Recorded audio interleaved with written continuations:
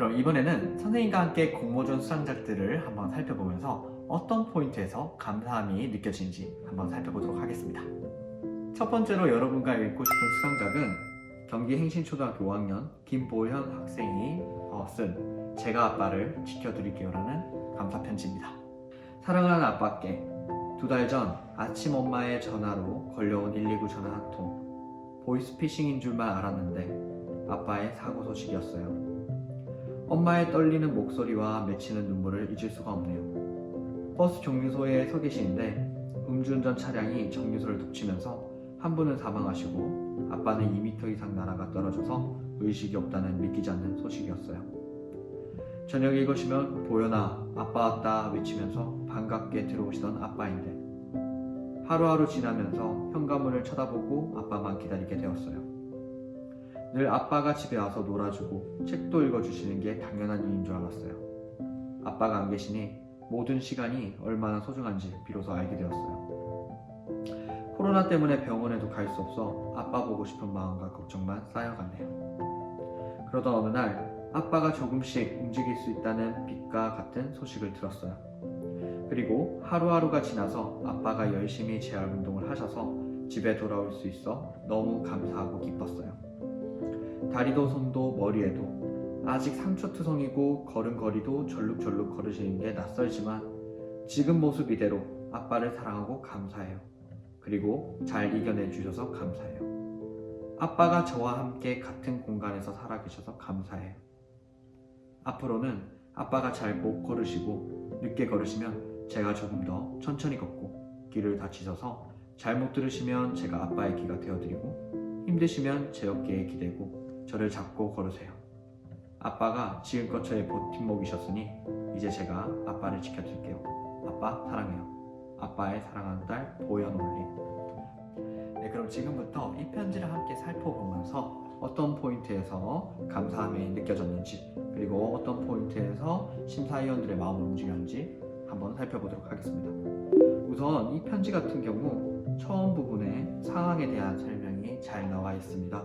그러면서 저도 쉽게 이 상황의 마음과 감정을 이입을 할 수 있고 그 마음을 토대로 이 편지를 읽을 수 있었어요. 감사함의 마음을 잘 전달하는 게 중요했는데요. 제가 본 거는 바로 이 부분입니다. 감사 이유가 명확합니다. 첫 번째, 지금 모습 이대로 아빠를 사랑하고 감사해요. 그리고 잘 이겨내 주셔서 감사해요. 아빠가 저와 함께 같은 공간에 살아계셔서 감사해요. 왜 감사한지 이런 부분도 있고요. 그 뒤에도 아빠가 힘드실 때 내가 어떻게 되어드리겠다. 이것도 아빠가 지금껏 저의 버팀목이셨으니 이제 제가 아빠를 지켜드릴게요. 아빠 사랑해요. 자신이 받은 감사함과 또 내가 앞으로 어떻게 하겠다. 그리고 사랑한다는 감정을 담아서 짧은 감사 편지임에도 불구하고 심사위원의 마음을 충분히 녹인 것 같습니다. 김보현 학생의 제가 아빠를 지켜드릴게요. 마음이 잘 전달되고 또 그 감사함이 심사위원들까지 전달되는 우수한 감사편지였던 것 같습니다. 두 번째 작품은요. 서울 기름초등학교 4학년 정윤호 학생의 감사편지입니다. 진분수와 같은 딴 할머니. 백설기 같은 딴 할머니 때 할머니 저 윤호예요. 감사편지를 쓰게 되어서 가장 감사했던 분을 고르는데 할머니가 가장 떠올랐어요. 할머니는 저를 약 10년이나 돌봐주시고 같이 놀아주시고 제 곁에서 늘 함께 하시면서 지켜주셨으니 저에게 하늘과 땅만큼 큰 은혜를 주신 거 아시죠? 할머니와 만날 날이 엊그제 같은데 10년이란 긴 시간이 쳇바퀴처럼 빨리 지나갔네요. 엄마 말씀으로는 아이들 돌보는 몇몇 사람들은 TV, 스마트폰 등 전자기기만 사용하고 잘 돌보지 않으며 차별을 하는 나쁜 사람들이래요. 하지만 할머니는 그 반대였어요. 스마트폰을 이용하더라도 같이 노래를 들으며 춤을 추고 재미있게 놀아주신 것도 기억나요. 비록 돌아가신 외할머니의 부탁을 받아 돌아져 가주시기는 했지만 10년까지나 돌봐주신 걸 생각하면 지금도 눈물이 나요.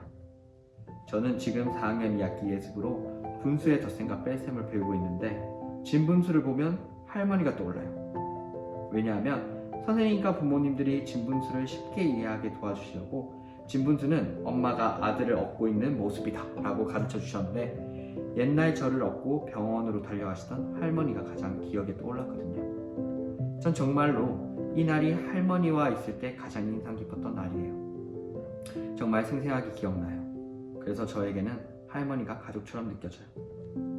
할머니는 믿을 수 있는 저의 버팀목이시고 그동안 돌봐주셔서 친근하니 모든 걸 말해도 될 것 같은 푹신하고 편안한 침대 같아요.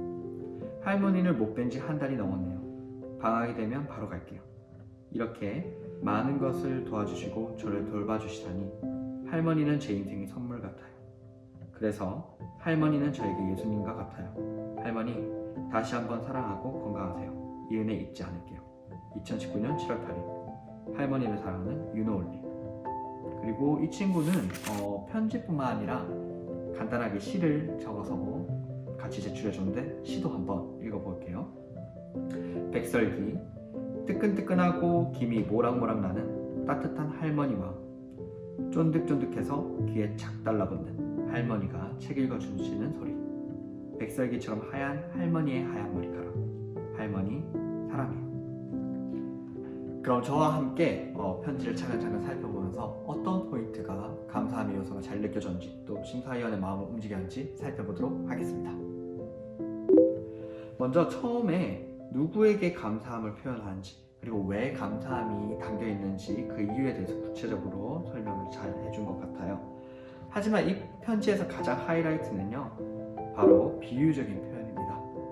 바로 진분수와 같은 딴 할머니인데 왜 진분수와 같은지 여기 설명이 되어 있거든요. 진분수는 엄마가 아들을 업고 있는 모습이다, 이 포인트인데 할머니가 내가 아플 때 업고 병원으로 달려가던 그 모습을 진분수에 묘사를 해서 아주 그 왜 감사함이 느껴졌는지 정말 마음으로 잘 느껴지는 것 같아요. 그리고 또 비유적인 표현이 하나 더 있는데 믿을 수 있는 버팀목이고 그동안 돌봐주셔서 친근하니 모든 걸 말해도 되는 푹신하고 편안한 침대 같아요. 어떻게 보면 거창한 표현도 아니고 학생들의 이런 마음이 담긴 그런 표현을 학생의 목소리로 표현했다는 게 제가 느낀 감사함의 포인트였습니다. 그리고 이 편지와 함께 백설기라는 이런 시와 그림까지 같이 보내줘서 정말 이 할머니에 대한 감사함을 정말 마음속으로 느끼고 있겠구나, 이런 것들을 알 수 있었네요.